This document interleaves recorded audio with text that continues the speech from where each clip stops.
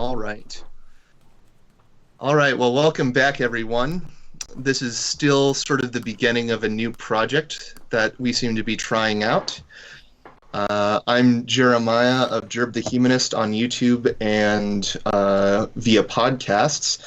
And we've got another new media roundtable that we're working on this week. A little smaller of a roundtable this week, but I've got the founding member, Toby Buckle, on, and Dan Felton, who I've not met before. So just to get the formalities out of the way, let's introduce both of you. Dan, why don't you start? Introduce yourself and your projects. Yeah, sure. My name's Dan. I just host the Assorted Goods podcast.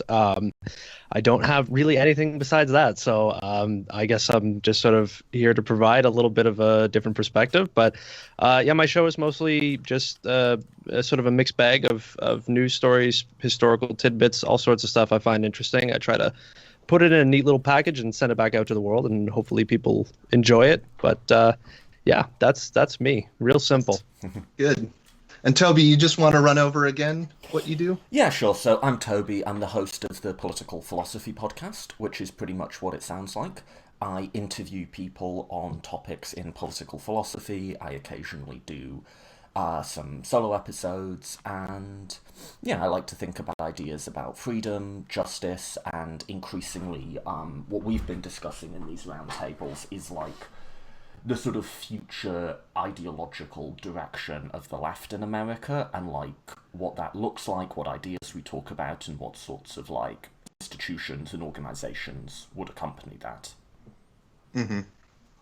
Good. And I do listen to Toby's podcast regularly, and it sounds like I've got another source to expose myself to. But I think the idea of this project is broadly to get the input and participation of a lot of perspectives. And one of the things that came up with a few of us was our view of media these days. I think that's an important consideration. My worldview, based on how the world works, is very foundationally based on what media informs us and how it frames everything. And in 2016, after Trump was elected, there was a big kerfuffle about fake news, quote unquote, and a lot of people arguing about what that meant, what sources we can use. And I have a lot of thoughts on it, but in order to not poison the well so early at the beginning of this discussion, I'll just open it up by being a little more broad and thinking about what it means to inform a large audience. And I think the best, quote unquote, neutral way to do that is to make an analogy to science communication, which I dabble in a bit. And for the longest time, there's been this view in science communication. It's known as the information deficit model, where the idea is folks just aren't informed about a topic. And the way to fix that is to simply give them the information. And over time, it seems like the science communication community has been shifting a bit, and overwhelmingly, it's seeming like more and more the key to actually informing people in a lasting and meaningful sense is not merely being correct and having the facts, but building trust and connection with your audience. And so I think as a jumping off point, we should talk about what it means for media to build trust as people involved in new media. Are we doing that? And how should the culture broadly work towards trustworthy media and connections that are worthwhile for our needs? So from there, I'll let either of the other panelists give their thoughts and opinions.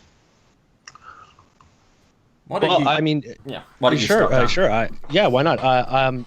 In terms of building trust with an audience, I mean, the podcast that I do is something that I sort of just picked up as a hobby. And I guess we're all sort of similar in that sense. But building trust to me is about being very resourceful in the way you get your information. Like if I'm telling a story on my show that, I go into most of them not knowing what I'm talking about, which is why I'm so purely surprised to be in this room with you. So, but it's about for me. It's about being able to be honest about where you're getting your information from, and being honest about all your sources, and also I guess going in and understanding that it's okay to be maybe not, I don't want to say incorrect, but misguided, and be corrected, and then be honest in somebody coming back with a critique or with some additional information. I think anybody anywhere who's trying to get into media, there's too much these days of my opinion is correct, and the point I'm trying to make is innately correct, and not enough backtracking and being able to be honest in your own mistakes. Trust to me is built off being open and honest and vulnerable about where you're coming from. So I guess maybe that's the thing now these days is they feel like so many people feel like in mainstream news there's no ability for major journalists and all that to suddenly admit that they've done something wrong. And I guess that's why we see every time somebody gets caught in a lie or caught in not being totally truthful, that it builds into sort of a major event.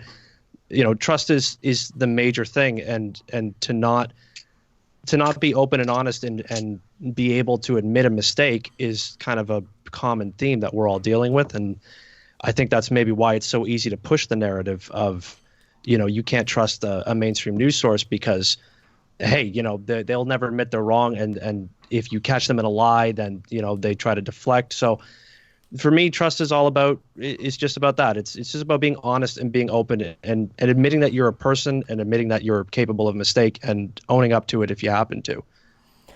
Yeah, I'll second a lot of that. And I like the way, Job, you set it up by starting to talk about trust, because I think one of the things, we were talking last time about like different sections of the left, sort of economic left versus social justice, liberals versus socialists.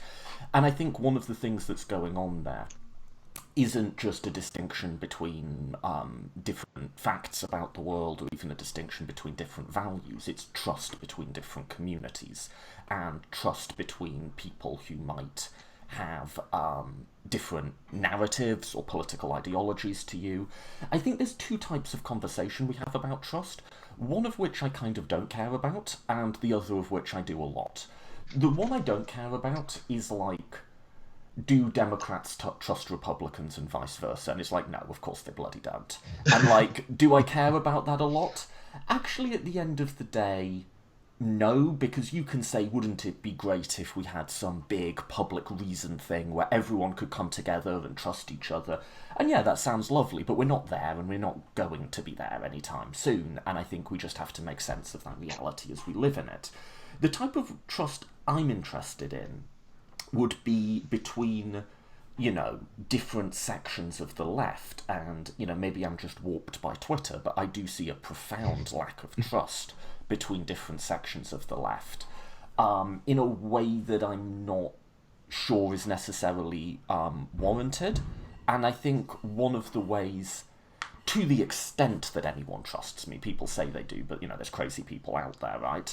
One of the ways I build trust is I try to avoid locking myself into a particular left-wing narrative. So to just take one example, we talked about the Bernie Sanders campaign last time. I sort of refuse to be either a hardcore Bernie supporter or a hardcore Bernie critic. I think there's a lot of things about that narrative that are true and that make sense. I also think there's things that the Bernie Sanders narrative say that doesn't make sense. And I try to just... And the same thing with the liberal centrist narrative. I think there's stuff that makes sense and there's stuff that doesn't. And so I think my approach has always been... I won't say be objective, because there's no such thing as a view from nowhere, but try to just say, this is my reaction to these arguments, this is my personal take on whether they make sense or not. And, I may well be wrong. I'm open to being wrong, and I've been wrong, and I've been corrected.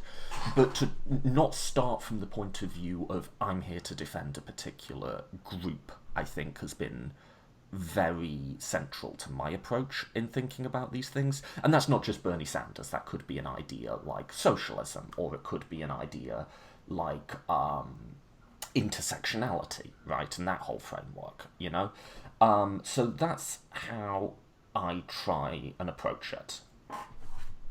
Mm-hmm. I think so. Insofar as large mainstream outlets are building trust, I think that plays a lot into our basic narratives. I think one of the successes, quote unquote, of, say, Fox News, which, I think is, I'll just being honest and speaking off the cuff, is just one of the most damaging outlets in the country. I think one of the way it's successful is over the years they've just built up this narrative that I guess the mainstream media, quote unquote, is untrustworthy and they don't have your interests at heart. They're largely out to get you, and like they're just more or less coastal elites. There's lots of different ways of pushing that narrative, and it's really funny because I think right-wing outlets such as that, along with politicians, are very good at pushing that narrative. But the thing is, I think, say, Republican politicians are also those coastal elites. They just don't have the aesthetic of it sometimes. They purport to be, for these working class families, and they're able to push that message. And Fox News is good at that too. You look at Tucker Carlson and Sean Hannity. They're millionaires, but they appeal to this, right-wing populist working class mentality. And I'm wondering how the flip side works when you have mainstream outlets who don't push that, but they still, in a sense, build trust with a lot of their viewers, because you don't get millions of viewers of MSNBC just for nothing. Like, clearly many people think they have very important things to say. Yeah, go ahead. Well, there's one of the things I guess about trust is that there seems to be such a widespread belief, and I guess this is what Toby here was saying about the groups, is that there's always sort of this footnote of everything that gets put out there of what's this person or what's this group's ulterior motivation. There's always some sort of belief that there's a sinister motive behind everything that gets said, right? And therefore, you should only really trust somebody that is part of your group. And I think the thing that got me onto this topic this week, and I know we talked about it a little bit before during the week leading up to this, was that same idea that over the past 5-8 years, we've seen a lot of these right-wing commentators sort of emerge in the social media sphere and the podcasting world, people who are starting their own little media empires, just off being far to one end or the other of the political spectrum. It's mostly been the right wing so far, people like Ben Shapiro, and they have very professional looking profiles and studios, and they've built a pretty legitimate business for themselves. And my thing this week was seeing something that looks like the same playbook being run by media figures on the far left, the social media types, people verified on Twitter, people who are pushing their own sources of media. And my feeling was, it seems like there's got to be some sort of, I guess, way of looking at those people with where you think if somebody's going on Twitter and telling you don't trust the mainstream media and don't trust MSNBC or CNN or whoever it might be, and then there's the little footnote at the bottom of their page, which is always, but do listen to my show and do subscribe to my podcast and do subscribe to my YouTube channel. The trust thing, it's hard for anybody to really get behind trusting anybody now, when it seems like the people you want to trust are really just trying to convince you that it's not them you should listen to, it's me. And therefore, I mean, we're all doing it. I have a podcast. You guys have podcasts. We're all looking to get people to draw them in. But part of the tactic that's being employed seems to be sowing distrust of existing established sources of information and then trying to divert them over to your own. So there's a lot of people who on the left who I feel like are trying to run the same playbook that some of these, some of these figures on the right have emerged in the last 5 years.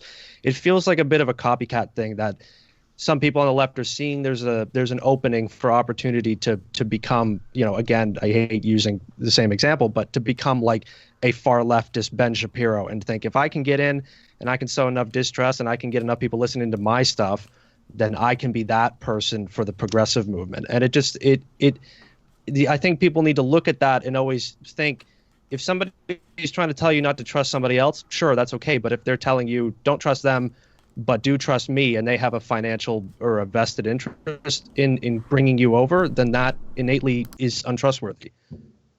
So Yeah, you no, go, go John. ahead. Well, yeah, so I guess as sort of the opposing voice and somebody who I wouldn't oppose if you called me far left, I think there's an interesting dynamic going on. And first I'll say, I think you do raise a legitimate issue, and this is one I do think about, is how we build trust for a certain audience, particularly among the left, how to get large masses of people to understand our perspective. One thing I will say is that, insofar as, subscribe to my content and, support me if you can, to some extent, I think that's part of the game, at least right now. If you didn't want people to hear what you were saying, you wouldn't be putting out content. And like if you if you didn't genuinely believe what you were saying, I guess, unless you're being astroturfed by someone, like I'll take a pot shot at Dave Rubin. There are people who are cynically just promulgating things for the paycheck.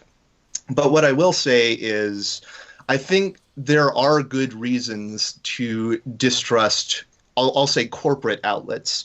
And I'll give my reason why. And I think it's really just the same as right-wing outlets. Like you look at stories covering things like Medicare for all or any other sort of progressive policy that would uplift, say, working people.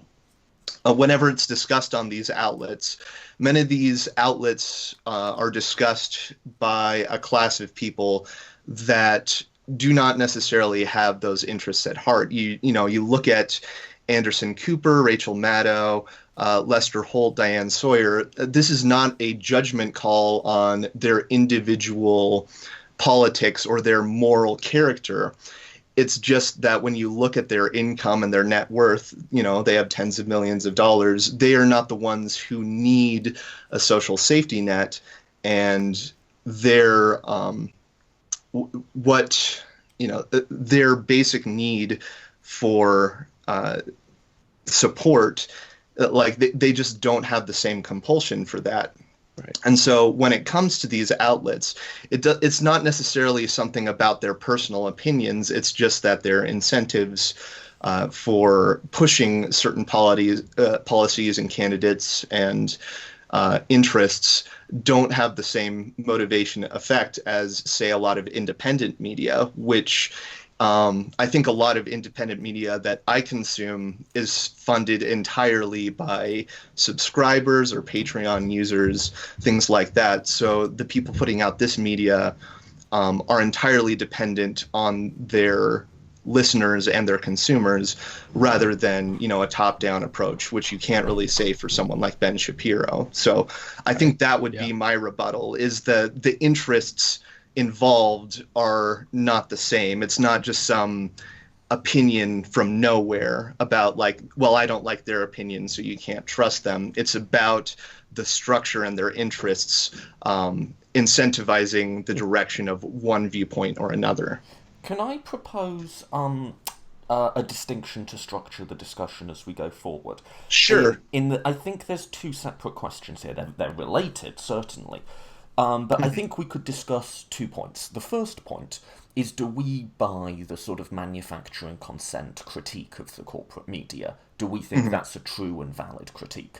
The second question is, how do we assess, in light of, how do we assess alternatives to that? So new media, the sort of variety of publications like Jacobin and so on that have sprung up that tend to be quite of the left as opposed to liberal.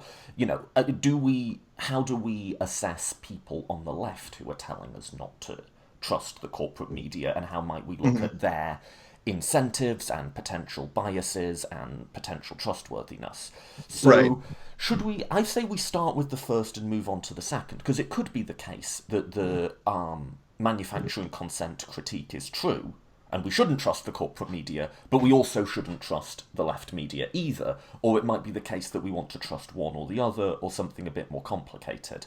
So I take it, Jerb, in your articulation, that is a 101 Noam Chomsky manufacturing consent model of the mainstream media that you're articulating. It's a little bit. I actually looked back at it, and I think Noam Chomsky, I think his framework can be applied to domestic issues, but and I will clarify, because I think there are important distinctions to be made. When you look at manufacturing consent, that critique is mostly that corporate and mainstream outlets will push narratives that uphold state power, particularly U.S. state power, in international affairs with regard to, war and politics. And there are and that is it's a more obscure and less monetarily motivated, I think, power-based critique. But I think if you want, you could broadly apply it to, I was just going to say, because I had another look at manufacturing consent as well in prep for this, and one of the things that struck me is it's all about American interventions. It's about foreign policy, essentially, right? And I think what struck me about manufacturing consent was, like, he marshals a lot of good evidence, and when he puts it all together, it's kind of like... Mm-hmm. The thing with Chomsky is he just smacks you with facts, right? And it's kind of like hard to say that there's no validity to this at all. I guess my thought would be, which is I think where you were going to go, like, is that as valid when applied to, say, the coverage of Medicare for all? Or something like that, right? Sorry, go ahead. I agree with you on... Yeah, go ahead. I think so, and I do want to let Dan put in some thoughts, so I'll make this brief, but I think there might be two different powers to account for. In the manufacturing consent place, I think there's not an obvious connection for why wouldn't, say, the New York Times be critical of U.S. intervention in Vietnam. But you can think of certain ways why an outlet would be advantaged in more or less, this is a crude phrase, but I'll just say sucking up to power.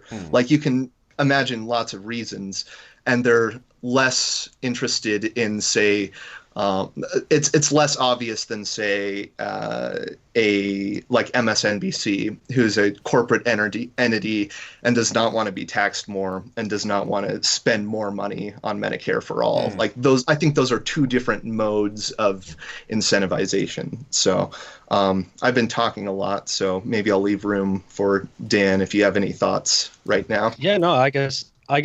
I mean, you kind of notice that the shift in the funding of mainstream news over the past sort of half a century has sort of shifted far more to profits, far more to engagement. And I guess it's just a product of the world that we now live in now. Again, everybody now is vying for ears and eyes and any sort of engagement, intentions, clicks, whatever you can get.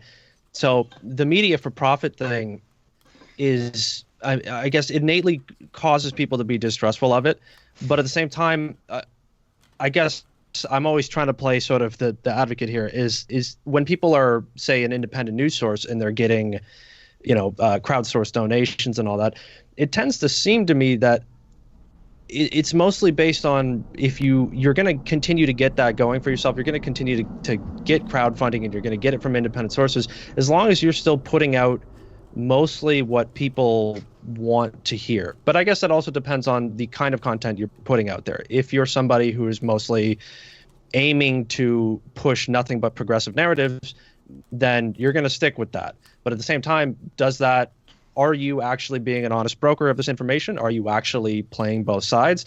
So, I mean, it's undoubtedly that everybody has some sort of bias and some sort of financial interest. I think that I'm a bit of a cynical person, but I think that applies no matter how small or how large you are. Again, the point I was making before is that there are a lot of people out there who I think are trying to slide into filling a gap in media that this growing progressive movement is looking for, that there is sort of a demand to be met. But I, again, am innately distrustful of them because it feels like maybe they're preying on giving people what they were hoping to hear for, and perpetuating the narratives that they already agree with, and it's further pushing groups of people, groups of just regular citizens into the bubbles that we're already falling into. We're already curated to follow only people on Twitter that we all already agree with. We get sent ads through algorithms that are mostly curated for what we already want. So how do you find a balance between the bias and sort of objective reality? Because I don't think anybody is above making points that are, half truths or quasi truths, just so that they can kind of keep their game going. So, I struggle to sort of wrap my head around people, because I guess maybe even I myself have an issue with trusting anybody when it comes to media information. And in that sense, I feel even if somebody is really crowdsourced, they're still going to be biased in the sense that they are going to be influenced by the people who are providing them their money. Even if they're individuals and not a corporate entity, we're always influenced by where our sources of revenue come from. I think that's valid, but I think I almost want to take a step back before we go to how can we ultimately resolve the question of trust, because that's at the end of a discussion I don't think we've got through yet. So, I separated it into two questions. So, Jerb, you sort of took up the first half, and Dan, you took up the second half. Mm-hmm. There's an analysis we can do on both sides in terms of how interests affect outcomes. On the second side, do we say, I'll just give you my personal hunch, which is I think Cenk Uygur or Nathan Robinson or Brianna Greyjoy, do I think they believe what they're saying? Yes, generally. I think they are invested in a particular rhetoric and narrative. Now, is it also the case that they have a very strong financial incentive to keep saying that, not because of any corporate power, but just because that's where their Patreon money comes from? Mm-hmm. Yeah, I think that probably also is the case as well. I guess, can we start, though, before we dig into that side, can we start with the side one that you were talking about, Jerb, which is I think you take it as granted that some sort of manufacturing consent and story does hold true in terms of domestic politics. And what I hear Dan saying is, well, that might be right, but do we trust these other guys either? I think the place to start for me is, do we buy the critique at all to begin with, right? And I have, oh, thank you, baby. My wife just delivered me a cheese sandwich. Oh. So I'll have a few questions for you, and these are in good, hopefully will come across as in good faith. I guess for me, one question I have is, and you said it yourself, talking about someone as just a pure economic reductionalist can be a bit of a slur, right? But that's the only place I know how to start. Let's call it materialist, right? Sure. The thing I have with the materialist analogy, or analysis, sorry, is it says there are these sort of class interests, and the media is a part of a sort of hostile corporate class interest. I can see that there's definitely, a wealthy newspaper editor is probably going to be more sceptical of the wealth tax, say, right? I can see that there's elements of truth to that. I think the first thought is, doesn't it just collapse everything down to nothing and remove any role for ideology and ideas? So when I look at elites in America, I see people with very different values and very different ideas who often conflict and argue with each other in really profound ways. Now, is the balance of ideologies in elites the same as the balance of ideologies in the population? No, but there's still really big differences there. And one of my concerns with this analysis is it sort of just collapses it all down to one thing, which is corporate interests. And it's actually just way more complicated than that. And there's some parts of elites that we can trust partially, and some less so, and some not at all. So I'll stop there. That's kind of where I push back against that narrative. Yeah, there is I will admit, there is I've never taken up the, say, this doesn't really apply to the news, but it may as well. Like the both parties are the same argument. I do largely distrust, the Democratic Party on many fronts, but like that's another discussion. But I will say, I do agree there are important differences, and there are, outlets that will map to that. There is a corporate news outlet who thinks gays getting married is the worst possible imaginable thing, and the other outlet will have like CNN will put Anderson Cooper on as a front man. I will say, when you do look at things from a material angle, you can still see the barriers that it takes to push, say, marginalized groups into their marginalization. Like, I think one of the best analogies, or I guess examples, is, say, any of the corporate sponsors of your city's gay pride parade, like Chase Bank or whatever, and like all these, like Walgreens, they'll sponsor the parade and they'll say, we're so glad to include you in our society and everything. And when you look into their company policies, they don't cover, say, trans-related medical care.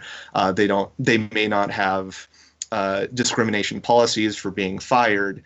And those are material bases for various marginalized groups, and those are literally the barriers to many of the reasons they are not fully included in society, regardless of the individual opinions of, say, Anderson Cooper or the CEOs. So I think it sounds like you have a rebuttal, Toby? Or No, not a rebuttal. And then we'll make sure Dan gets in on this as well. I think I'm going to say something which everyone will agree with on paper, and yet in practice gets so wrought, which is, well, everyone on the left will agree with in paper, which is a pure social justice analysis by itself is not enough.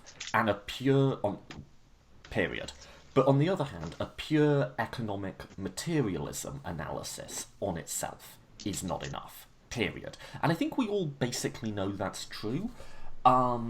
So, like, to take up your example, you have a corporation who is like, we want diversity and inclusion and gay people and women and whatever to have exactly the same rights, but oh, by the way, you're all employees at will, and we can and will fire you the minute it's not profitable. That's a contradiction, right? But on the other hand, I think the pure materialist analysis misses a lot as well, in that I don't think all, perhaps most, but I don't think all of the claims to care about non-discrimination or working people coming from elites, I don't think they're all insincere. And in American political history, there has been a strong strain of people who are capitalists, who are wealthy people, who recognise that having an empowered middle class is actually good for the long-run stability of the capitalist system. This is the John Maynard Keynes argument. This is the FDR argument. This is the argument of Beveridge, who wrote the Beveridge report and helped create the NHS, is not that we want some radical socialist overthrow. It's precisely the opposite. If we want capitalism to continue and to not have a Soviet moment or a fascist moment, we can't have a capitalism that only has its benefits at the very, very top. Like, that's just asking for a revolution. And so there's always been this sort of thought in elites, in capitalist elites, of let's do a bit of socialism so we don't have to do a lot. And that's FDR, that's the NHS, that's everything. And I think if you just look at it with this view that, like, all elites are just out for their own bank account. That's true for a lot of them, maybe most of them, but it doesn't explain everything. And I guess my question is, like, I don't think you would disagree with anything I just said, but, like, if we all basically understand that social justice signalling by itself is not enough, and that materialism by itself is not enough, why do we get so unstuck with that if we all basically agree on the premise? Does that make sense? Yeah, no, I agree. I think maybe one of the things that's sort of being lost in the shuffle of I guess this sort of groupthink era that we're living in is exactly that progress. I mean, progressivism, it's right there in the name. It's progress. It's not feasible to imagine that say at the next this next presidential cycle, or even the one after that, that the world will suddenly be a utopia of all sort of everybody's getting along, everybody's healthy and cured. I mean, when Obama got elected, he ran on healthcare, and what do you have after 2 terms of him is you have a little bit closer to a more feasible medical system that is helping a large number of people, but it's still so far away from actually getting there. And to me, the idea that maybe for people on the left and for progressives is that they're failing to realize that there's a missing point when they're making these arguments about Medicare for all, which is that is the goal, but we have to be able to acknowledge that there is a lot of steps on the path between now and that there is a lot more movements that have to take place, because you simply can't imagine that America will simply overhaul a major portion of its economy just a snap of a finger. To me, there needs to be more of I guess, sort of the embracing of the idea that we're going to get there one step at a time. And although that's maybe not appealing to people, because what's more appealing is radical change, and what's more appealing is a big movement and a revolution. But it's not.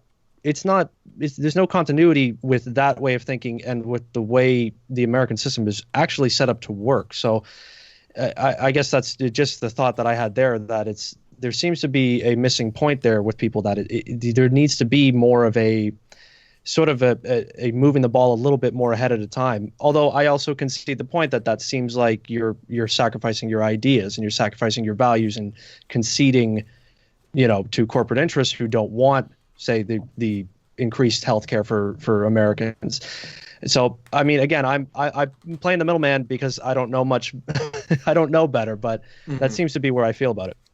Jerb, I suspect you have stuff to say. Oh, I mean, I do. I'm really, I guess, so a lot of, say, left outlets, they will be boldly saying, like, a very basic need, like, we need healthcare. Working people need healthcare. We need it easily available, and many other countries have that. It's not that we lack the resources to do that. It is an imperative, and that we're capable of doing it. So, and we did have a candidate who was bold in saying that in the party, and, news outlets did push it. I guess I'm wondering, what is your answer from something as little as, say, a mainstream news anchor who is willing to say more or less the same thing? Like, what is preventing them from saying, we need to push for this change right now? Like, to me, it seems like you can push for an agenda as strong as you can, and even if there is a path, or whether there's not a path, or like a rapid change or a slow gradual change, there's little in the way of being bold about what you say you need the end goal to be. And for a lot of the points, I just don't see a lot of mainstream outlets pushing that, as much as they may potentially push for, say, social justice causes, things like that. So, like, is there an answer for why these narratives don't seem to crop up as much, like these bold just promulgations of at least an end goal? Why that doesn't seem to occur as much?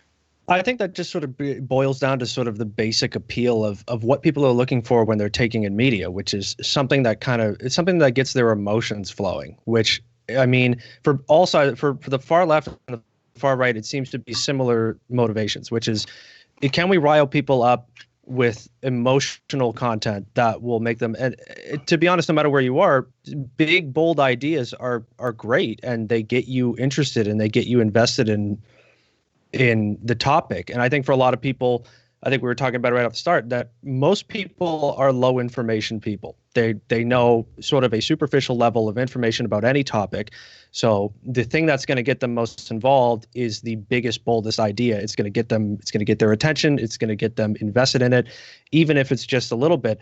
This sort of like, well, it could get there if, we make a little effort here and there. It's just boring to people. People just aren't interested in hearing, well, we'll have Medicare for all, or we'll have a universal healthcare system, as long as we take a couple steps. Nobody's going to win a presidential election running on small gains, even though that's a lot closer to reality. But that's something we can agree on, I think. Yes. Well, maybe, but sorry for interrupting. No, absolutely. But that's sort of the way I'm thinking about it. Is look, I've only been doing a podcast for a year and a half, and in terms of my knowledge of media, it's dwarfed compared to you guys. I understand that, but the one thing I'm starting to realize is that people really like sensationalism. They like a big headline, they like big ideas, they like big arguments, they like all of that. And yet when we talk about sort of moderates and centrists and playing the middle, it just doesn't sell. It doesn't sell on mainstream news. It doesn't sell in independent media. People aren't interested in small ideas. So to me, radical far left ideology is good, because if anything, it's going to push people into that direction. And I think more or less people will settle into something a little bit more moderate. But what do I know? I mean, to me, it just seems like there's not enough objective reality in media. There's not enough voices there to speak on sort of that middle ground and speak on what real progress looks like. So I think that that way of thinking is valid, but it gets lost in the more appealing, more, I guess, I don't know, the more sexy thing, which is big headlines and big ideas and big arguments and sensationalist headlines. See, it's really interesting, because I think, we are coming at this from two different directions, and I think you are putting in a broadly more like psychological idealist, I shouldn't say that, narrative of what, towards people's biases and what they're motivated towards. And I think there is a bit of play in people getting riled up from the Fox News angle. Obama's going to come take your guns. That gets a lot of play. Obamacare is going to create death panels. Like, that's shocking. Nobody wants that. But, from my opinion, like the way I view the world, just speaking off the cuff, I don't see a lot of the narratives for right-wingers coming up as entirely organic. Like, you can look at, say, the Southern Strategy. You can even go back as, say, Slavery in America, where, elites were pushing narratives, like they were more or less inventing race as a means to create an underclass, that the middle class, like the property owners and the farmers, could maintain a sense of stability on. And I think historically, that inorganic, I guess, astroturfed narrative from the top down still remains today. And to an extent, I think that has maintained the realm of discussion within a relatively small range of abilities to discuss things. And when you talk about like shocking, bold ideas, I do see, a lot of the far left media is really pushing a critique of capitalism and potentially, depending on the outlet, pushing for revolution and socialism, which are incredibly bold ideas that will change the face of society. And that doesn't seem to be picked up. And, when I look at mainstream outlets, they don't seem to want to bring on, say, like a guess, to even push that. So like I guess I'm not sure I have anything to cap off my thought, but like I'm just throwing things back about the way I'm hearing you put things out. Can I jump in? Can I jump in with a few? Yeah, for sure. So I want to just pick up off Dan's idea of like, there's this sort of emotional appeal to like big ideas on both the far left and the far right. I think that's true as a 3,000-foot statement, but once you delve down, there's some big differences between the two. So one is, emotion is a part of politics for all of us, regardless of how highly informed we are. And in fact, there isn't, I don't think psychologically or even logically, there's not a clean reason-emotion divide, right? Like, these are things that inform each other. The second thing is, while both sides politics are strongly emotional, they're emotional in different ways, and one of the things we're learning about ideology is there are actually psychological differences between liberals and conservatives. So conservatives tend to, for instance, be more prone to disgust, more fixated on social hierarchies, more fixated on fear of death, for instance, right? Liberals, and you can go down the list. So they're emotional, but they're emotional in different ways. And the final point is, I'll echo what Gerb was saying, which is I think we do just have to say we are not epistemically neutral between how true and how valid these big ideas are, or these big sources of grievance are, because a lot of the stuff the right gets its members whipped up about is entirely fictitious. Like, no one is coming to take your guns. The worst you're going to have is, like, you'd have to have a license, and even that's basically unthinkable, right? Whereas the concerns of the left, like, people don't have healthcare, is just true. It's a fact about the world, right? And, like, we can discuss and debate what the right solution to it is. So that's... I could say more about the other thing you guys were debating, which is, like, incremental versus radical theories of change. I have a lot to say on that. Well, actually, you know what? I'm just going to say it. So my view with that is, I do agree that within the way the American constitutional structure is set up, anything approaching a political revolution in any meaningful sense is basically unthinkable. I think there's a second half to that, though, which is, well, why do we tolerate the existing constitutional structure as set up if it means that a democratic majority can't enact its preferences into law? Even very mild preferences, like a few more people having healthcare, majority of Americans agree to that. We can't vote for it, or we can't get that outcome. A majority of Americans want, if not socialism, more equality. We can't get it. And we need to start thinking about how our system works, and does having a billion checks and balances and veto players make sense? Does the composition of the Senate make sense? Does the Electoral College make sense? Should it just be a popular vote? Because if it were a popular vote, Republicans would only have won one election in my lifetime, right? Does the outsized role of the Supreme Court make sense? Does money in politics make sense? Now, you can call that radical reform or a revolution, that's just a difference of words. But I think the thought is, instead of having this kind of stale debate about saying, we want radical change now, and on the other hand saying, but it's not possible with our existing structures, is to go and say, okay, well then let's look at the structures and look at how those structures might change to work more optimally to translate democratic preferences into policy. So I talked for quite a while. Yeah, no, I actually really like a lot of things you said.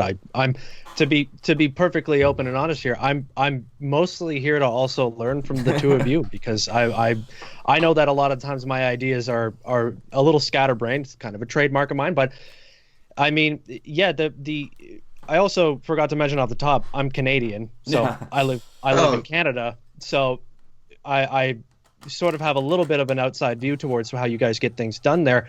I mean, you're right. Toby's absolutely right. The basic construction of the American system has both sort of beauty to it, but also when it's actually now being put into practice, it is absolutely vulnerable to absolute deadlocks, which is what's going on now, that a minority demographic can control the majority of government and then use that majority to sort of manipulate the system into keeping that power going. You're right. It does bring up the suggestion that there is something fundamentally wrong with the system. getting into giant ideas, for me, the only answer has always been maximizing voting, which is even here in Canada, I can criticize all I want. We vote only slightly higher a percentage of our population than you do. We're not that much better because most people, again, are low information voters or just not interested in the system whatsoever. So I guess to me, the idea that the problem lies in the structure, I fully concede that point. You're absolutely right. There's something wrong with the fact that there's a widening gap between people's political affiliations these days. A lot more people who are right are moving further right. A lot more people who are left are moving further left. And the fundamental problem is neither of them are getting concrete change that actually lasts. And if Democrats win the Senate, win the White House, keep Congress, wonderful. But the second it gets changed, the second that Republican House gets back into power or Republican Senate gets back into power, it's just going to start to go back the other way.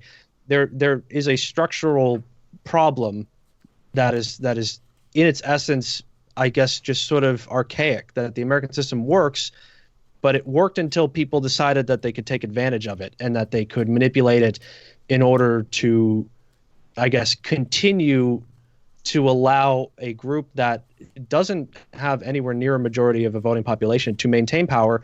And because for them, their belief is that government is a problem and government is and interferes with being able to get things done. The Republican ideology is always centered around small government. So deadlock government is sort of a victory in a sense. You don't necessarily get to change things to the way you want, but what you wanted was a government that doesn't get in your way, and a deadlock government that gets nothing done is an alternate version of exactly that.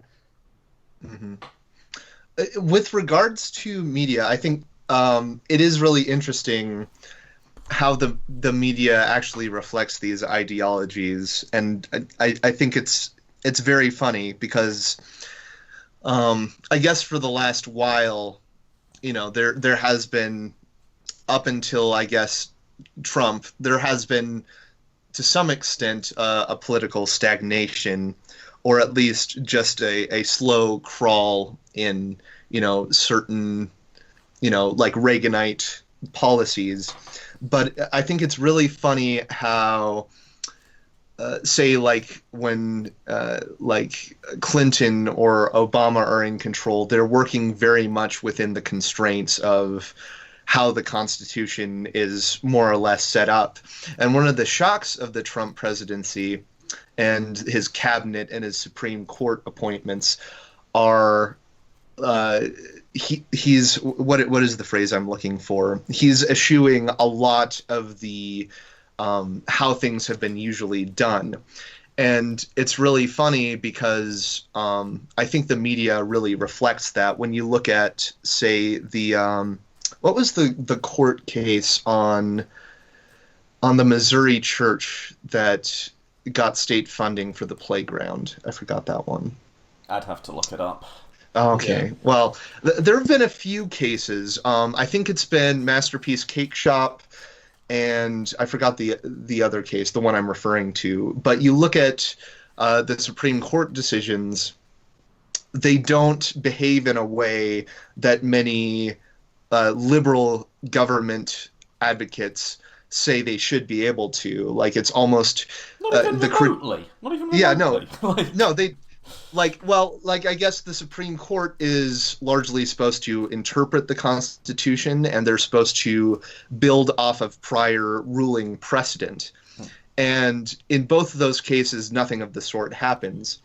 But, the way those... Or with Citizens United, or with Shelby County, or with the Obamacare ruling, all of it, if you read the brief, they're just pulling it out the air. There's no... There's very little in the way of precedent building in those majority decisions. Right, and to use, I guess, like a deceptively $500 word, like, I think, the right-wing politics are a little more politically realist, in the sense that they are pushing for an agenda, whereas the opposition is critiquing them based on rules that they don't already believe in. And I guess, to beat up on liberalism a little bit, and I think, Toby, you might actually agree with it because you made a similar critique with your guests, like the liberals in one of your prior episodes. Like, there is a sense in which pundits from a liberal angle are trying to be the referees and like trying to hold people to rules that not everybody agrees on. And like, I think the media in both cases reflects that, because Fox News is basically state propaganda, and they'll push whatever you can get for, these wildly unprecedented actions. Yeah, flattery will get you everywhere. So you're quoting me back to me on the Kevin Valier and Robert Talisse interviews, like those guys, right? Yeah.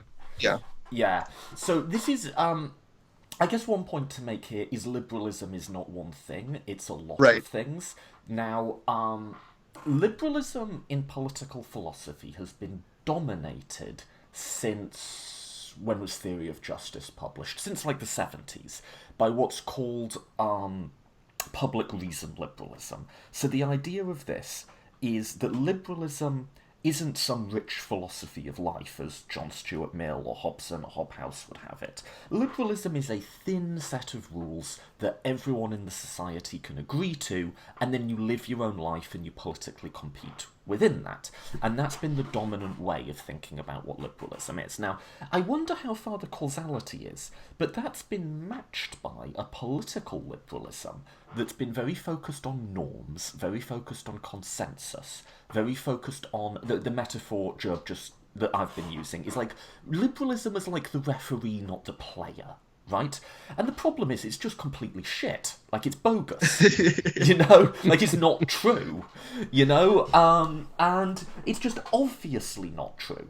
And the reason is there aren't a set of rules that everyone can agree on. There are better and worse rules, certainly. But if you believe in individual rights and that everyone should have the vote, you are already a political partisan in America, because Republicans don't believe in those things. And I think, like, Trump is forcing people to liberals to look at that reality, when in the past maybe the reality was still there, but it was hidden enough that they could, like, avert their eyes from it. And I'll say this, there's a number of things I find quite refreshing about Trump. One, he doesn't give a shit about the national debt. It's our money, we can spend it. Two, he doesn't give a shit about norms. Now, I'd prefer someone who didn't give a shit about norms in order to do socially productive things, like give people healthcare, as opposed to not giving a shit about norms in order to do whatever the fuck he was doing in the Ukraine, right?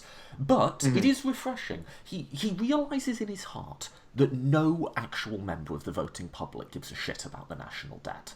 He just knows it instinctively, and he knows in his heart no member of the voting public gives a shit about norms. They don't, right? They give a shit about his grotesqueness and his stupidity and his racism, but the fact that Trump will sort of bend the rules, no one cares. And his final one, that Trump understands all of these things in a way that liberals don't, is he gets on a gut level that every single political institution in America is fundamentally partisan, including the Supreme Court. And he doesn't talk about the Supreme Court, he talks about Obama judges and Trump judges. And he's not wrong to do so. The Supreme Court is foundationally partisan. Now, I'm not saying I want a left-wing Donald Trump. I don't want someone who's as stupid or as grotesque or as prejudiced as he is. I would like someone who realised that there isn't a neutral referee. There's not these neutral rules. There is just this partisan contestation. That's it. That's all we've got. I would like a Democrat who stopped caring about shit like the national debt. I'd like a Democrat who cared a lot more about the partisan composition of the Supreme Court. So, Jub just set me up to do a big rant on everything that's wrong with contemporary liberalism, but that is my rant. Because your rant critiquing liberalism means a lot more than my rant critiquing liberalism. So, as somebody wearing the badge, so to speak. Well, but I mean, look, there are a lot of liberals who don't fuss around with this fact and say this is a comprehensive moral doctrine. We are involved in the business of telling people what is a good life. We are involved in the business of telling people how to live. We are involved in the business of seizing the power of the state and using it. We're just doing all of those things for better reasons and with better outcomes than conservatives do. But we're not this holier-than-thou, bestowed from on high thing. It is a political ideology that has all of the murkiness and messiness that political ideologies do, and we don't do ourselves any favours when we pretend that it's something it's not. I'll stop there. I've got a lot on this. Yeah. And I want to let Dan speak, but yeah. I'll just throw in a little thing, and this is, I think, to bring it back to trust. Like, this is one of the reasons why I do trust your insight, Toby, is because I do think part of the foundations for building trust is a common shared goal. And I think we definitely share those goals. Maybe a lot of leftist socialists there is a tendency to completely write off liberals writ large. And I think that is a mistake. But I think once you get to like organizing and solidarity between workers, like I know you've done activism, Toby, and like if we were in the same workplace, I think we would, I would happily work with you, to help, organize an action or a protest. And I think that often organizing with people of different political ideologies is absolutely necessary. And so to tie it back to trust in media, like I think one of the answers is developing shared goals towards a political project. But we've been going back and forth. I'm wondering if Dan has any insight or feedback. Well, I mean, just to add a little bit something, it does seem like liberals in America, and I guess I think sort of across the globe, even here in Canada, there's you're right, there is an absolute belief amongst liberals that as long as you play within the rules, that the change that you want to see in the world will come. And it's not playing the same game, right?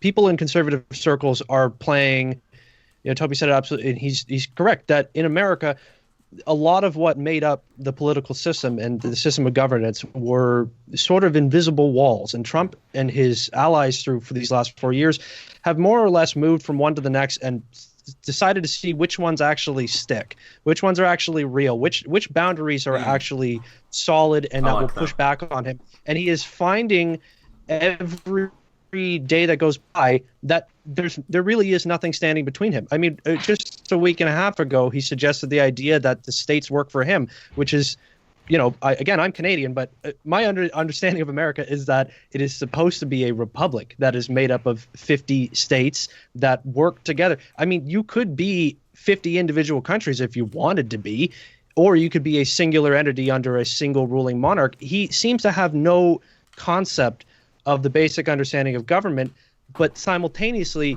he's testing the limits of these norms and testing the limits of these systems. I don't have to, Mitch McConnell does the same thing. I don't have to let a Supreme Court justice have a hearing. It doesn't say anywhere that I have to. So if you don't say that I have to, then I'm just not going to do it, and you can't stop me. And the idea that liberals keep playing that, just as soon as there's always a future goal that will save Democrats and liberals and progressives in America. It's the midterm elections. It's the Senate. We're going to win, just once we get Joe Biden, then everything will be fine. But the people in America who exist, that 40% or 30% of the population, all those interests, all the corporate interests, all the political interests, they don't go away the second that you win the House or you win the Senate or you win the presidency. This just draws back to what you were saying before. There is a fundamental problem with the structure of government, because it is naturally ineffective in the modern world that we live in. But I just want to make one point about media, which is that through listening to everything that we're saying here, and we're talking about the structures of government and the way the whole system works, the one thing I think I'm starting to think about here is that mainstream media and maybe media as a whole does a very poor job of providing people with the information that is actually useful to them. You go to high school and you take civics class, you take history, you go to college, you go to university, and a large percentage of the population doesn't do that, and a large percentage of the population doesn't, read philosophy or read history for fun. Most people know minimal information, and they mostly rely on being told information from what they believe to be reliable sources they trust. And I think on the liberal sphere, in the liberal media sphere, we do a very poor job of providing people with basic information that contextualizes an argument. We mostly make an argument, Donald Trump does this and it's bad because of what? Because he's grotesque, because he's an idiot, because he's racist? Sure, but what within the confines of your actual system of governance makes this offensive? What is it about that? I could not believe that he would have the audacity to suggest that states respond to him. And then I see on the media people making who can believe he said that? But how many people are pointing out why? What is the fundamental principle of America that makes that an offensive comment? There's not enough educational context being purveyed to people anywhere, really. I guess maybe the more independent media sphere, people like us, podcasters, and guys like you guys do a good job of that. But we're small potatoes compared to MSNBC, who immediately turns it to the panel to have everybody argue over it. Yeah, but if I could make one addition to that, though, and I think it'll be a friendly addition, is it's not just a matter of getting information out there, and more information's great, but, I don't require every person in the population to be a policy specialist. I think it's also what you were hinting at, is it's about arguing for our values. Ultimately what's wrong with Trump isn't foundationally a matter of everyone having the information about Ukraine. It's a matter of why is racism wrong? What do you say to someone who says, actually, I think it's okay? We assume that argument has been won, and it hasn't. And because we assume it's been won, it's gone from, as Mill would say, a living truth to a dead dogma. It's a dead dogma now. And liberals have largely forgot how to argue for their values in the public square. How to say, this is why pluralism is good. This is why individual rights are good. And it's not, like I say, it's not a purely rational thing about understanding information. It's a emotional thing about this is why you should buy into this. And we've assumed that we don't have to, or that we don't need to. And, we do, There's sort of thing, again, all of this stuff, I write my show every time I do it. I write the whole thing. And, I come from a line of writers. I've picked it up pretty late in life here, but the one thing that I constantly try to remind myself of is never assume that the people you're talking to know the same things you know, or feel the same way about things that you do. Yes. You cannot make the assumption that somebody is going into, say, listening to an episode of my show and they already have the base level of information. So you're right. Why is racism bad? What does it fundamentally do to a society? Too often, liberals and progressives are 3 steps ahead, and they're talking to people who are way behind, and you need to sort of bring them up to speed. That's what I was saying before about making progress a little step at a time.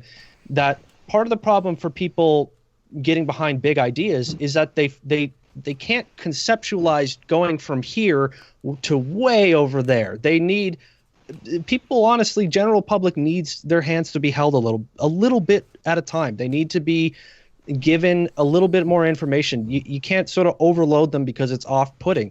So again, if you're talking about why Donald Trump is doing something that is incredibly offensive, sure, it's easy to say it's offensive because there's a large subsection of the population who will absolutely agree with you right away. But there are a lot of other people who would agree with you if you could put it into terms that makes it more, I guess, understandable for them. You're right. It's not enough to say he's a racist. You need to give people an idea of what something like racism does to a society, what the conditions it creates when it's a perpetuated sort of ideology. So the word assuming, right? It's such a basic concept to say that when you assume things, it completely can ruin your argument, and it can completely keep a group of people who otherwise would agree with you from really coming aboard because you've assumed that they are already where you are intellectually or philosophically or ideologically. You have to you have to kind of reach back and say, come on, I have a few more reasons why this works. There's not enough context. There's not enough explanation as to why. It's too much assuming that because I have the moral, I believe in doing right by more people, therefore I'm right at the end. We have to sell it with a little bit more, I guess, educational context. I don't really know how else to say it. So. Hit them in the heart and in the head. Right. Yeah, I think that's fair. And I don't know. I think we're largely coming to some agreements, which is that's bad for a if we're going to be the anti-IDW, like we got to get into some fights. But I will say, I think I don't know if we're going to go on much longer, or if we want to, that's fine by me. But I think one of the things I'd like to cap this segment on is this idea of a view from nowhere, where if you just present facts to people, like that's all that's sufficient. But what you're both saying belies that why the facts are being presented and which facts are being presented is important. I think as an example is quote unquote reopening the economy. What does that even mean? The economy is incredibly important and is the basis for everybody's survival for the most part. But when we're talking about the economy, are we talking about the resources for survival? Are we talking about housing? Are we talking about if people are going to be getting food? Are we talking about the supply chains that are they're part of the supply chains for commercial agriculture? Involve just mass waste of products because they can't sell those anymore? Or are we talking about the economy in terms of the line indicating GDP based on the opinions of, the 1%? Like, those are two very different things. And, like, you can say a bunch of factual information about the economy and what the coronavirus is doing to that GDP line, and it can all be factual and still promote a certain agenda. Yeah, so I love these sorts of like political epistemology questions, and I'll just give my view very quickly, which is, like I said, maybe reason and emotion is the wrong way to put it. Let's say facts and values, right? There's not a clear dividing line to be had there. Indeed, you have to have values in order to interpret facts. Because, like Jerb said, if you look at the amount of data, the amount of information that is there, so you mentioned the economy, there is 64,000 economic indicators that the Federal Reserve tracks. That's not all of them, that's just the ones that it tracks, right? And you could think about the amount of data involved in legislative votes, or social things, or like how many people graduate high school, right? So if you think about the amount of information out there and try to just visualize all of it, it's almost like white noise, right? There's far more than you could ever conceivably process, right? And so what you have to have is an interpretive framework, and these usually occur at a subconscious level, right? An interpretive framework that says, these are the important bits of information I need to know, and this is how I feel about them, right? So you have to have that value set in order to make sense of the information. And so when we're talking about where we'd like to go, I do agree, I would like people to have more information, that helps, but I think we also have to talk about the values with which we approach that information, what information we see as significant, how we feel about it, how we organise it, and what is our gestalt, our fundamental processing worldview that we use to make sense of it. And that doesn't go away the more information you get. Very highly informed people are also very highly values-driven and ideological, and poorly informed people are still very values-driven and ideological. So I think, to answer your question, Job, yeah, like, absolutely, it has to be a conversation about, like, what do we mean by this word economy? Because what we mean by the word economy is one of these interpretive mechanisms that we use to make sense of the world and all this data, and which bits of data to pick out as significant. And we have to be self-consciously involved in saying, if we're going to use the word economy, this is what it should mean. And values words should mean, this is what freedom should mean. This is what equality should mean. This is what justice and fairness should mean. I can talk about this stuff forever. Someone else go. Yeah. I think I'm really happy where this has gone. So I don't know if I have much more to add. So, Dan, if you have anything further. No, I actually, I gotta say, I came into this very nervous because I assumed that I would have no idea what I'm talking about. But I have to say that I was kind of thrilled at coming into this with that perspective, that I am probably lower information than some people, but through this discussion, I've been able to sort of wrap my head around a lot of these ideas. I'm a scatterbrain, and you guys have done a great job of de-scattering me just a little bit. I think you're giving us far too much praise, but I'm not going to stop you from. I'm not going to stop you from doing it. I think if I give you enough credit, I might be able to come back. But everything that we talked about here boils down to me just to sort of this fundamental principle of information. We're all involved in the infosphere. I don't know what you want to call it really, but we're all purveyors of information, and even news and media outlets are all the same. We are simply trying to pass on what we know to other people, and that of course comes with an objective bias. We're all biased in one way or another, no matter where we come from, because we're human. We are innately slanted towards an ideology or another. We all have values. We all have that.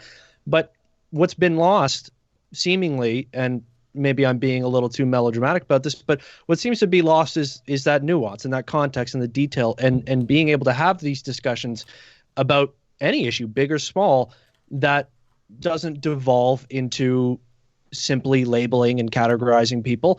And I mean, that's why the three of us are here today. That's why you guys did this last week. That's why we'll do this again. But I think that's a lesson that needs to be learned by more, I guess, influential people. We need more people who are central pieces of information, central purveyors of information that are able to say what they need to say, but say it in a way that provides context, that actually provides somebody with valuable information that at the end of the day that they can take home, take with them, and understand the world in just a little bit of a better sense than when they came in. That, you know, I spoke a little bit earlier about how emotional everything is, and how it seems like major media corporations sort of prey on our need to be emotionally riled up. And I mean, that's on them. That's also a moneymaker. But I think it's on every individual to own the narratives that they're pushing, and own the context that they give people when they push them. That it's okay to be biased. It's okay to have a slant. Everybody's out there right now accusing. We're always going to have them. Sure. Yeah. Sure. And the problem mean... that I notice now. Sure. Yeah. Go ahead. Yeah, it's unavoidable that we have these biases, because, like I say, we have to have an interpretive frame to look at the world. To answer Gerb's question, there's no such thing as a view from nowhere, but that doesn't mean there's not better or worse frames, right? Right. And it doesn't mean that we might have different frames. I think we all have slightly different political ideologies, right? Yeah. That doesn't mean that there can't be overlap and spaces where you can... The fact that you have different frames is actually a positive, because it means you can compare and contrast. And by comparing and contrasting, you can hopefully get closer to the truth. Sure. And we spend a lot of time right now accusing people of bias. And it does seem like a waste of time, because, of course, you know, CNN is a biased media. Of course, Fox News is biased. They're all biased. But can we have discussions amongst people from different spots, amongst people who have different overlapping views or different views? Can we have those based on the merit of the argument, based on the facts, based on the context? Are we still even capable of that? Is that still a thing that is attainable in this day and age? I'd like to think it is, but I also have a pessimistic view, right? One of my favourite things people say to me is, it used to annoy me and now I love it, is they say, well, that's just your opinion. And I'm like, Would you prefer I gave you someone else's? Like, or when people say your thinking is political, I'm like, you're being too political. I'm like, I'm talking about politics. Like, you know, like I think we actually just sort of need to accept that people have biases. Like, that's fine. Like, the question is it a good bias or a bad bias? Am I biased in favour of liberal human rights? Yes, I am. Am I, that's a good bias. Is the bias of, like, wanting to protect our corporate overlords? That's a bad bias. You know what I mean? Like, there's no such thing as, like, an unbiased conversation. And I think we just need to get over that one, you know? Yes. Yeah. Right. But, you could talk about the facts. There are a practically infinite number of facts that we may or may not find relevant. And, it would be rather dull to argue over, say, something as banal as, like, the fact of, like, a mote of dust and its physical properties versus another one. Like, those would be dull, like, facts. But it seems like when we're talking about bias, it's just like, this fact is irrelevant and that's why you're biased, as opposed to, I don't agree with the fact that you think this fact is relevant to the discussion. Yeah. I don't know if that made sense. I just disproved Dan's thesis that I'm articulate. But, I've edited my voice enough to know, how it is a compliment to hear somebody say that, because I've edited my voice enough to know that I'm uncertain whenever I listen to yourself back and you're like, what the fuck was I talking about? Absolutely what I'm expecting today. So the cure to that is actually trying to edit the president's speeches into something coherent. Then you'll feel much better about yourself. Now, I just wanted to. There was one thing, because I think the thing that got me set on the media topic, and it's funny we ended up spending, ended up being the jump off point for this whole episode, was, what Toby was saying as well, is that we're always going to have, differences of opinion. We're always going to have overlapping in different sort of, fields of philosophy on the world. And some people, you can be a radical progressive in one sense, and you can be pretty conservative in another area. That's okay. It doesn't have to be this all or nothing philosophy that goes on right now, but that also extends to the way we take in our media. The thing that got me going on this week was a suggestion on Twitter that I saw that I'm sure maybe you both saw this, that NPR ran an article about the cafe in Kentucky, where the woman who owned the cafe said that she can't find employees because the unemployment benefits are so good she can't match that, which was a strange article, but it did raise a couple of good debatable points. The article aside, what got me on media was that then I saw a slew of far left progressive Twitter personalities declaring that NPR is now a corporate right wing apologist entity, and that that everybody should stop donating to them immediately, and NPR should be over. And I thought, if NPR is now on the list of untrustworthy news sources, we're starting to get a little bit into trouble. It's the same with things like the New York Times or CNN or whoever. They can run an article you don't like, and they can run a bad article. We can put out terrible episodes. We can write crappy pieces that don't work the way we wanted them to. That doesn't mean we need to write them off completely. Again, it's not an all or nothing thing. We can't expect everybody to be absolutely flawless and absolutely behind an ideology. There's going to be bits and pieces, good or bad. It's the ability to identify them and just brush them aside. You don't have to eviscerate a news outlet because you didn't like an article. You don't have to destroy a podcaster because you didn't like an episode. You can come back with why it was a bad article. That's fine.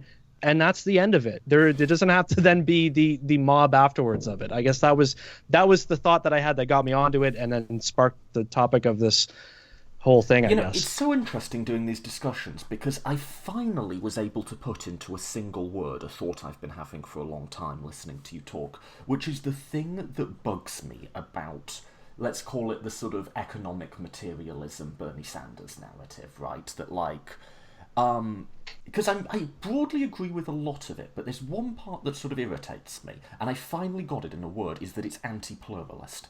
In that it doesn't sort of realise there's just this vast, big Venn diagram of different ideological positions. It can all sort of be reduced to two things. You're like on the side of the workers or you're on the side of the capitalists. And as soon as you express a position that in some way acknowledges that pluralism, you become on the other side. And I think that's what bugs me. And it bugs me precisely because people try to put me on the other side.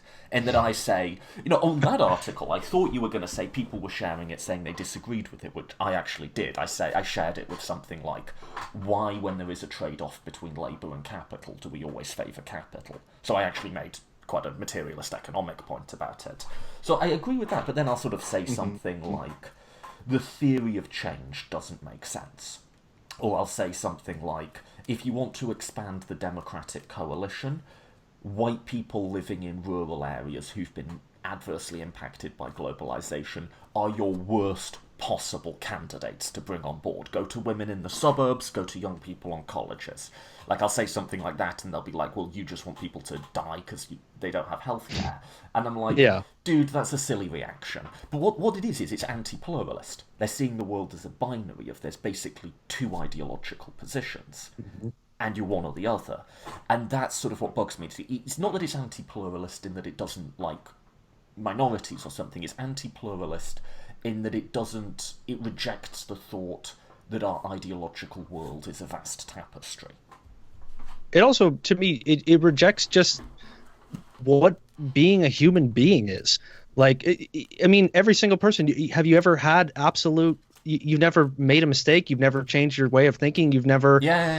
You're a monolith on every single issue. Every single person out there thinks exactly one way about everything. That's bullshit. We all know that's bullshit. Human beings are innately flawed. We're complex. We have absolutely various ideologies about everything. And then to boil it down to, I mean, it seems like it has to be the natural resolution of a two-party American system. And because most of the world is roughly 2 to 3, maybe 4 if you're lucky parties, it naturally, it's like team sports. I always like to look at American politics like team sports, right? Basically. You're rooting for your jersey and you want the other team to lose. It's like, being a Cowboys fan and hating the Eagles. Like it boils it down to that. Society and politics, especially in America, which is the melting pot of the world, cannot be boiled down to, one or the other, blue or red, black or white. It cannot be one or the other. It doesn't. And that's what I think the thing that frustrates me the most about progressivism now is that if you are the more progressive, enlightened, educated, whatever you want to call it, ideology, then you have to be better than that. You have to be more understanding for people. And it's not just the Bernie brothers, as Biden rather adorably called them. Did we all catch that? When he called them the Bernie brothers. Did he call them brothers? Yeah, he said, these people online, the Bernie brothers. Which sort of reminded me I'm not going to miss that one. It's not just, I always sort of feel like I'm a little bit too hard on Bernie Sanders, and then I want to sort of go back and... I'll say this for, I always defend social justice people, because I think they get unfairly slimed a lot of the time, and I sort of have an instinctive defense of them. They do that too. There's a bunch of social justice people that, my God, you use the wrong word, and you are, And, I think there's a difference between people who use the wrong word intentionally to provoke, and, people who just don't know, And, if you just don't know, the response has to be, hey, I don't mean this in any particular way, but could I ask why you used that particular word? And then just sort of explain, this is why people... And you know what I mean? And, but also, we're sitting here right now having a discussion live with each other, and, people... I don't think anybody who's ever... I had never done anything microphone... I used to be so nervous I couldn't order a sub at the store. I was such a socially... I don't think people realize that when you're on a live discussion, or if you go on TV, or if you go on a show or whatever, that sometimes your brain will throw out a word that you weren't 100% sure of, right? You'll try to, I've probably done it here even today. You're trying to make an argument and your brain goes, try this one. And you say it and then you think, no, it wasn't perfect. But the idea that your character is now, it has to be marked on the record is unfair. And again, it's unreasonable. It's unreasonable in that culture of progressivism to just ignore what it is to be a human being, to ignore that we are flawed, that we make mistakes, that we grow. I mean, we're always going to be improving. That everybody needs to try to improve a little bit as they go on through life. It's an endless game. You will always try to become more insightful, better educated, gain more perspective. That is the goal. So you're allowed to make mistakes along the way. I'd be thrilled to know what crap I've said here today that's misguided or misinformed. Yeah, I would love for absolutely. anybody to reach out to me to let me know. I relish the opportunity to learn. But yeah, this idea that people are a monolith, or that ideologies are a singular thing that is an all or nothing game, is just detached from reality to me. And I'm young and naive, I know that, but it just doesn't feel like it's consistent with what we all know about people in our lives. We're all messy. Although Yeah. I will say, in us referencing that particular set of facts, we are revealing our political biases. Like, just to go back to Sure. that point, in that Yeah. what we're saying right now is a very classically liberal ideology, in that we look at the world and we see pluralism. We look at people and we see pluralism. We look at people and we see development and growth as a possibility. Now, I think that is a good way of looking at the world that I will defend. It's a very John Stuart Mill liberal view of the world, right? And that is my view of the world. But then it is interesting to just compare and go, that's my bias. And like other people look at the same thing and they have a different bias, and it's just like these different glasses we put on. Anyway, we went back and forth for a bit. Jerb, do you have anything to say in defense of the Bernie brothers? Were we too hard on them? I will say, pluralism. I will say, how dare you smear me with the accusation of classical liberalism, Toby. But I do think pluralism is a good value, and there is a way to express it in a more, I guess, left socialist framework, in that, the pluralism that exists in the world does not map on to, let's say, the pluralism of the majority of the voices we hear every day in the media consume. I don't think it necessarily reflects the plurality of organic opinions your average person may hold, even on, say, NPR or something like that. So I guess I would push people to be more critical when we're talking about the range of acceptable opinions. Like, when you're hearing the promulgations of somebody who has a different opinion than yours, consider, have they interrogated where they're getting their sources from? I don't think basically anyone on the street, even like a MAGA hat user that I might bump into, is necessarily a nefarious person who, just has these necessarily evil opinions. But I think you should interrogate where they are coming from and encourage them to think about that, and whether, maybe encourage them to think about other perspectives, and if the sources that they're getting their ideas and information from necessarily align with their basic interests as well. So, I don't know if that makes any sense. No, but it does. I mean, great, I'll agree to this point. When I talk about pluralism, certainly the Venn diagram for public opinion is different to the Venn diagram for elite opinion or media opinion.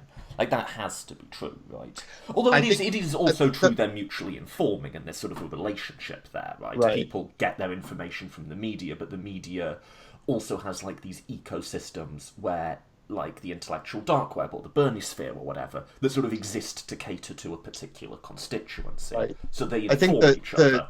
the fairness for accuracy in reporting, has done a few studies on this.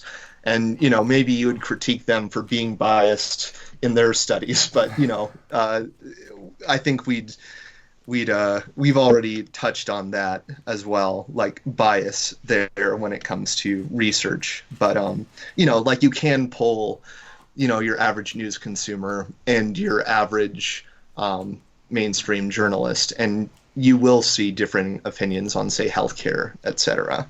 Although I believe on social issues they're a little bit more liberal, I think, right? I could be wrong. I mean, yeah, I think it's a weird thing with journalism. Like, I think there is a liberal bias in journalism, and I say liberal punching from the left, but I think there, like the ideology values that, like, I'll just say, like, informing people, it's like giving people information and like spreading it to the public. Like, I guess in an abstract sense, at least ideally the media exists to inform the public and everyone broadly, and that's not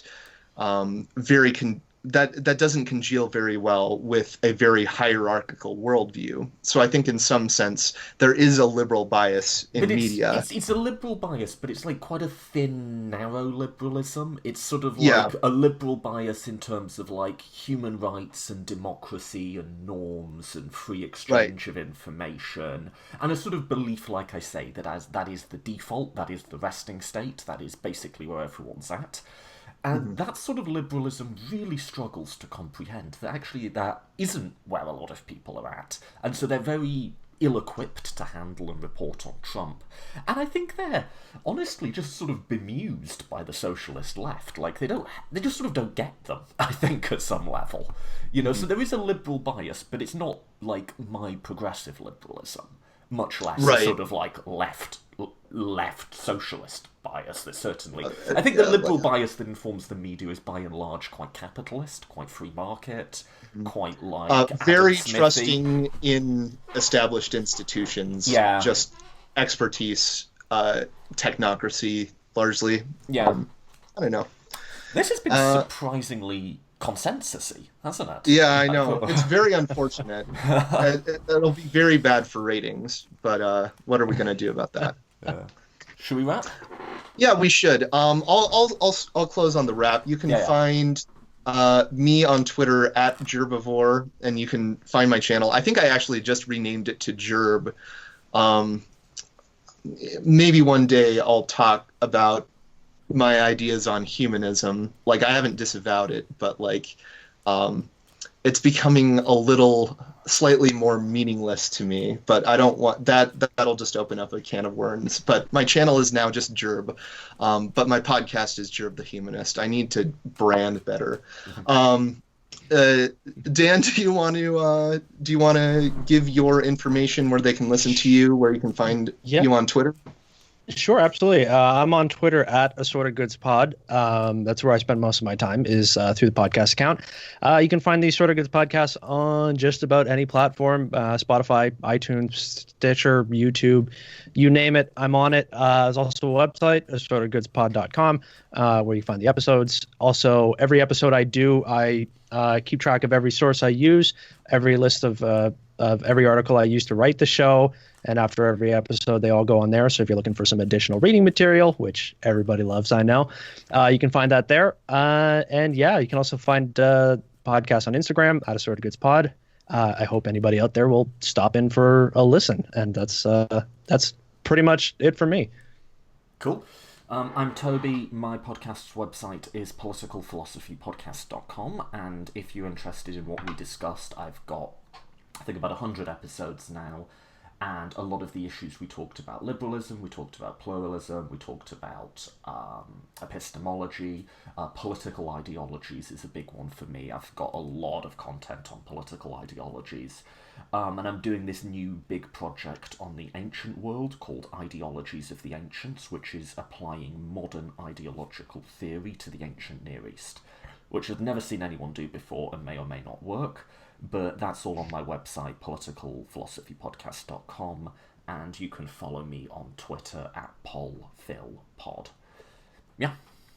All right. Well, thanks for joining me, and everybody check all of us out on our various platforms. So thanks, everyone.